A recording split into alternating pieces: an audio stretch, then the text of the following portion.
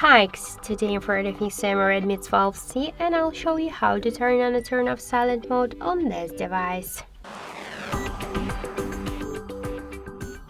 So just first we should open the settings application and then tap to the sound and vibration section.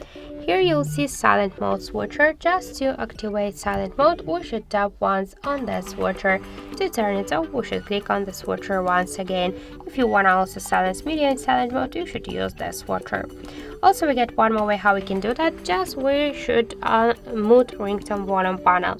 By slide to the left side the volume panel, we can see that the silent mode is activated. To turn it off, we should unmute ringtone volume panel. So one more way how we can do that, we just should press up or down volume button, then we'll see here this bell icon, tap on it, and now silent mode is activated. To turn it off, we should click on the cross bell icon, and that's it. And the last way, so we should open the control panel and find here mode icon. Just to activate silent mode, click once on this mode icon. We can see that the silent mode is activated, and just to turn it off we should tap on the mode icon once again.